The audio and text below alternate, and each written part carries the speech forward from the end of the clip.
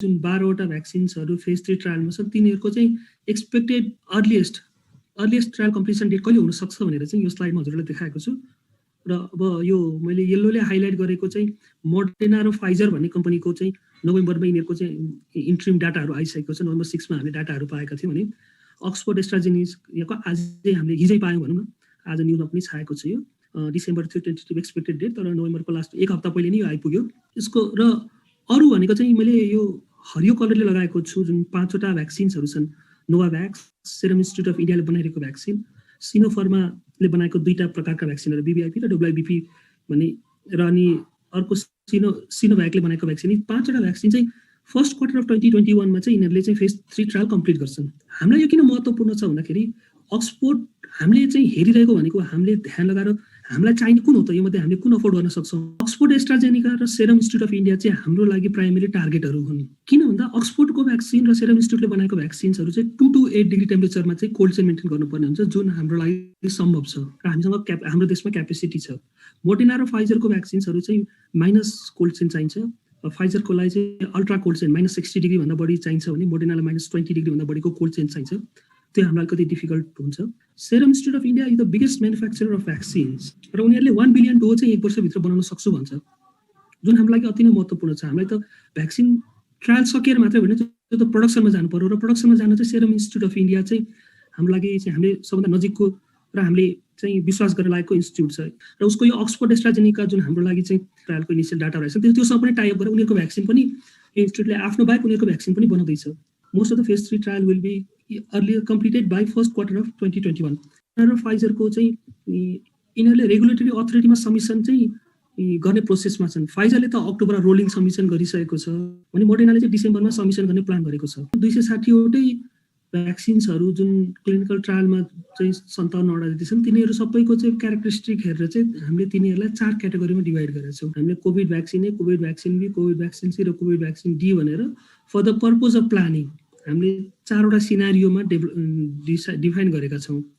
र 4वटा सिनारियो मध्ये हाम्रो लागि फेभरेबल सिनारियो भनेको सिनारियो सी र डी हो। सिनारियो ए र बी चाहिँ हाम्रो लेस फेभरेबल छ, किनभने त्यसमा अल्ट्रा कोल्ड चेन चाहिन्छ। सिनारियो एलाई -70 डिग्री भने सिनारियो बीलाई -20 डिग्रीको टेम्परेचरमा राख्नुपर्ने हुन्छ भ्याक्सिन।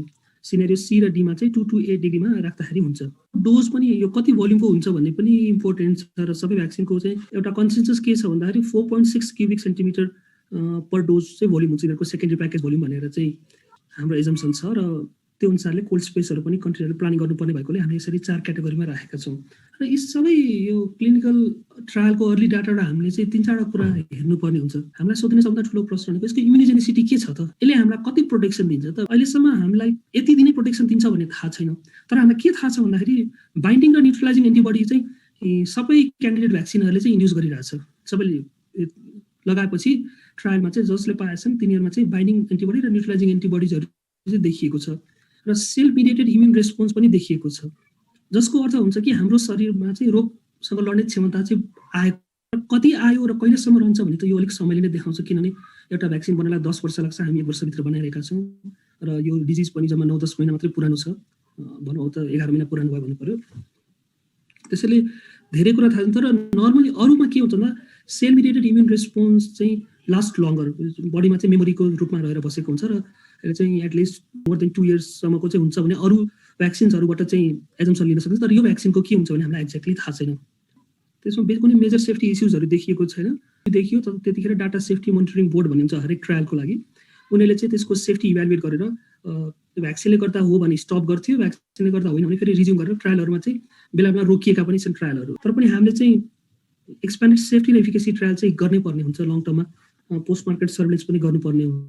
अर्को सधैँ हामीलाई सोधिने प्रश्न के भन्दा भ्याक्सिनको प्राइसहरू के छ त, यी भ्याक्सिन्सहरू आयो भने हामीले कतिमा पाउँछौँ त भन्ने प्रश्न छ।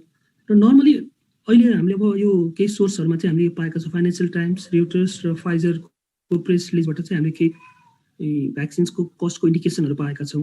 यो चाइनिज कम्पनीको सिनोफार्माको भ्याक्सिन चाहिँ लगभग $72 पर डोज आउने जस्तो देखिएको छ भने मोडर्नाको आरएनए प्लेटफर्ममा बनेको भ्याक्सिन चाहिँ $32 देखि $37 को रेन्जमा आउँदैछ भने फाइजरको चाहिँ $19.5 मा आउँदैछ। जस्तै सिनोभ्याकको भ्याक्सिन $30 मा आउँदैछ भने जेनिसनको $10, स्यानोफी पास जीएसके को चाहिँ $10 मा आउँछ र सबभन्दा सस्तो चाहिँ एस्ट्राजेनिका, यो अक्सफोर्ड एस्ट्राजेनिकाको भ्याक्सिन चाहिँ $3 to $4 मा आउँदैछ।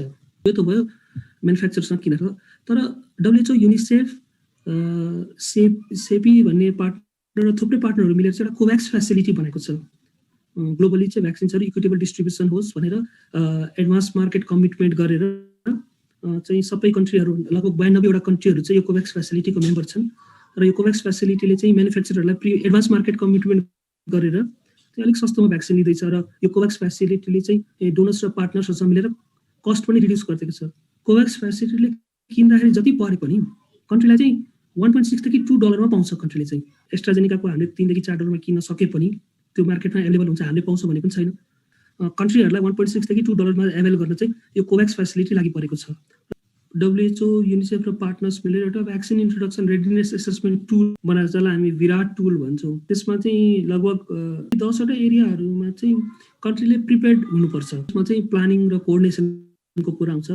प्लानिङ भन्नाले अब कुन ग्रुपलाई दिने हो, टार्गेट ग्रुपहरू, किनभने पुरै 100% पपुलेसनलाई त भ्याक्सिन अहिले हाम्रो आउँदैन। फर्स्ट प्रायोरिटी कुन ग्रुपलाई दिने, सेकेन्ड प्रायोरिटी कुन ग्रुपलाई दिने, थर्ड प्रायोरिटी कुन ग्रुप दिने, र ती प्रायोरिटाइज ग्रुपलाई कसरी भ्याक्सिन दिने, आउटरिचमा दिने कि हस्पिटलमा बोलाएर दिने कि कुनै क्लिनिकमा दिने कि कुन सेटअपमा दिने भन्ने प्लानिङ र कोअर्डिनेसन गर्नुपर्ने हुन्छ। त्यसै रिसोर्स र फन्डिङको कुरा छ। भ्याक्सिन मात्रै आएर भएन, त्यो भ्याक्सिनलाई ठाउँ ठाउँमा पुर्याउनलाई अपरेसनल कस्ट चाहिन्छ र गभर्मेन्टले पनि पुर्याउनु पर्ने कस्ट छ। जुन $1.6 to $2 यदि गभर्मेन्टले दिनु पर्यो भने त्यो रिसोर्स कताबाट मोबिलाइज गर्ने भने पनि त्यसको प्लानिङ हुनु पर्यो।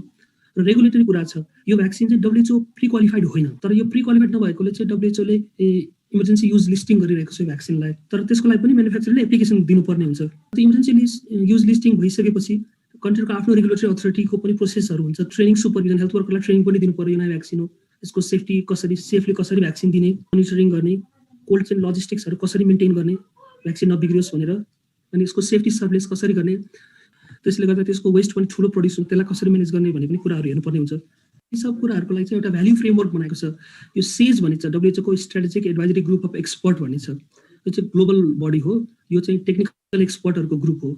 त्यसमा चाहिँ संसारभरिका एक्सपर्टहरू हुन्छन् र उनीहरूले चाहिँ एउटा भ्याल्यू फ्रेमवर्क बनाएछन् एलोकेसन र प्रायोरिटाइजेसनको लागि, भ्याक्सिनको एलोकेसन र प्रायोरिटाइजेसनको लागि भनेर। फेयर एन्ड इक्विटेबल डिस्ट्रिब्युसन भनेर धनी राष्ट्र, गरिब राष्ट्र सबैले चाहिँ पाउनु पर्यो भ्याक्सिन। धनी गरिब सबै राष्ट्रले भ्याक्सिन पाउँदाखेरि एउटा केही त मापदण्ड बनाउनु पर्यो। भन्दाखेरि यो 92 कन्ट्रिजहरूलाई चाहिँ कोभ्याक्स फेसिलिटीले 20% अफ द पपुलेसनलाई भ्याक्सिन दिने भनेको छ। र यो 20% पपुलेसनलाई भ्याक्सिन दिँदाखेरि सबैलाई दिने भ्याक्सिन एकैचोटि आउन पनि सम्भव छैन, किनभने म्यानुफ्याक्चरिङ इस्युजहरू छ। मैले अघि नै बताएँ, सेरम इन्स्टिट्युट अफ इन्डियाले 1 बिलियन डोज बनाउँछ भने प्रत्येक महिना त 1 बिलियन बन्दैन। त्यसैले यो पहिला 3%, त्यसपछि 7%, त्यसपछि 10% चाहिँ कन्ट्रीले पाउँछ भनेर चाहिँ एउटा राखिएको छ, एउटा कट अफ मार्क। 3% पपुलेसन चाहिँ को भन्दाखेरि चाहिँ frontline workers in health and social care setting who will ensure continuity of essential services. Private तथा पब्लिक सेक्टरमा काम, स्वास्थ्यमा काम गर्ने डाक्टर, नर्स, प्यारामेडिक्स, हस्पिटलमा काम गर्ने स्विपरदेखि लिएर रिसेप्सनमा काम गर्ने स्टाफदेखि लिएर एम्बुलेन्स चलाउने ड्राइभरहरू पर्छन् भने सोसल केयरमा को पर्छन् भनेर यो चाहिँ फेरि बृहत छलफल हुन जरुरी छ। हाम्रो सेटिङमा, हाम्रो देशमा त्यो चाहिँ पुलिस, आर्मी हुनसक्छ। त्यो बाहेक अरू सोसल केयर भनेको को भन्दाखेरि जो पनि पर्न सक्ने भयो। राजनीतिज्ञले म भनेर क्लेम पनि गर्न सक्ने भयो। जसको शक्ति उसको भक्ति नहोस् भन्ने हाम्रो कुरा हो। र यसको लागि चाहिँ बृहत राष्ट्रिय छलफल हुनुपर्छ। यो 3% को कुरा गर्दा र 17% मा चाहिँ को पर्छ भन्दाखेरि बेसिकली 17% पपुलेसन भनेको एल्डरली पपुलेसन हुन्छ। ग्रुप अफ एक्सपर्ट भनेर कोभ्याक एक्स भनेर एउटा चाहिँ भ्याक्सिन डिप्लोयमेन्टको चाहिँ प्लान बनाउँदै हुनुहुन्छ। 10 वटा कम्पोनेन्ट भेरिएबलहरू छ। त्यो 10 वटा भेरिएबल भएको टुलको आधारमा चाहिँ नेपालले चाहिँ एउटा भ्याक्सिन डिप्लोयमेन्ट प्लान बनाउँदैछ। मिनिस्ट्री अफ हेल्थ एन्ड पपुलेसनले चाहिँ रिसोर्स मोबिलाइजेसन प्लान पनि एउटा फाइनलाइज गरेको छ। प्योरली हेल्थ वर्करलाई टार्गेट गरिएको थियो। प्राय कन्ट्रीमा टोटल पपुलेसनको 3% चाहिँ हेल्थ केयर वर्कर हुँदो रहेछन्। अनफर्चुनेटली भनौँ हाम्रो कन्ट्रीमा चाहिँ लगभग 1% मात्रै हुँदो रहेछन् हेल्थ केयर वर्करहरू टोटल पपुलेसनको। भन्न खोजेको हाम्रो कन्ट्रीमा चाहिँ हेल्थ वर्कर पपुलेसन रेसियो चाहिँ अझ बढाउनु पर्ने यी कुराहरू भइरहेका छन्। र मिनिस्ट्रीले चाहिँ कोल्ड चेन पनि एसेस गरेको छ। यदि 2 देखि 8 डिग्रीसम्म राख्ने भ्याक्सिन, नर्मल कोल्ड चेनमा राख्ने भ्याक्सिन आयो भने चाहिँ के छ त हाम्रो कोल्ड चेनको स्ट्याटस भन्दाखेरि 3% पपुलेसनको लागि फेज 1 मा भ्याक्सिन आयो भने हामीसँग पहिला 5 वटा विकास क्षेत्र थियो, अहिले 7 वटा चाहिँ प्रोभिन्सहरू छन्। 5 वटा विकास क्षेत्रमा पहिलेदेखि नै चाहिँ स्टोर फेसिलिटीहरू थियो। 2टामा यो अहिले थपेका 2टा एक्जिस्टिङ स्टोर चाहिँ इनफ हुन्छ, सेयरिङ गर्नुपर्ने हुन्छ प्रोभिन्सहरूले। तर यसलाई चाहिँ एउटा अवसर मानेर चाहिँ प्रोभिन्स, एटलिस्ट 2टा प्रोभिन्समा चाहिँ हामीले चाहिँ प्रोभिन्सियल स्टोरेज पनि डेभलप गर्न सक्छौँ फ्युचर प्लानको लागि पनि। र 17% भ्याक्सिन आयो भने पनि 70% पपुलेसनलाई पुग्ने भ्याक्सिन फेज 2 मा आयो भने पनि यसको लागि हामीसँग इनफ स्पेस छ। तर नेपाल सरकारले थप 42% टार्गेट पपुलेसनलाई भ्याक्सिन दिन चाहिरहेको छ। ती थप 42% पपुलेसनलाई चाहिँ भ्याक्सिन दिनु पर्यो भने 121 क्युबिक मिटर स्पेस चाहिँ कोल्ड चेन स्पेस चाहिन्छ, जुन चाहिँ हामीले बनाउनु पर्ने हुन्छ। यो चाहिँ 2 to 8 डिग्रीको भ्याक्सिन आएको खण्ड। तर यदि हामीले चाहिँ -20 डिग्रीमा स्टोर गर्ने भ्याक्सिन लियो भने जुन मोडर्नाको भ्याक्सिन छ, यो 2 to 8 डिग्रीको भ्याक्सिन भनेको चाहिँ यो अक्सफोर्ड एस्ट्राजेनेकाको भ्याक्सिन हो र चाइनिज भ्याक्सिनहरू सबै 2 to 8 डिग्री छन्, चाइनिज र रसियन भ्याक्सिन।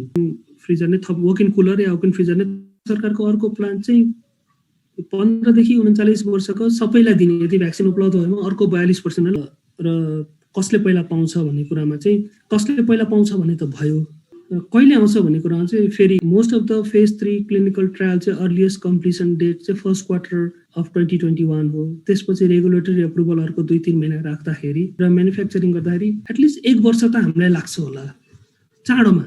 आजको मितिमा भ्याक्सिन प्रडक्सन हुन थाल्यो भने मास्क लगाउने, एप्रोप्रिएटली मास्क लगाउने, सामाजिक दूरी कायम गर्ने र ह्यान्ड वासिङ यो हामीले गर्नै पर्छ। भ्याक्सिनले कन्ट्रोल गर्ने भनेको चाहिँ पहिला 3% पपुलेसनलाई दिएर डिजिज कन्ट्रोलमा आउँदैन, 17% पपुलेसनलाई दिएर पनि डिजिज कन्ट्रोलमा आउँदैन, 20% पपुलेसनलाई दिएर पनि कन्ट्रोल हुँदैन। पुरै पपुलेसनलाई दिनलाई हामीलाई निकै टाइम लाग्छ, त्यो पनि भ्याक्सिनको एभाइलेबिलिटी भएमा, हामीले चाहे जसरी भ्याक्सिन आएमा। फार्माकोलोजिकल इन्टरभेन्सन्समै ध्यान दिनुपर्छ भनेर चाहिँ म आफ्नो भनाइ टुङ्ग्याउँछु।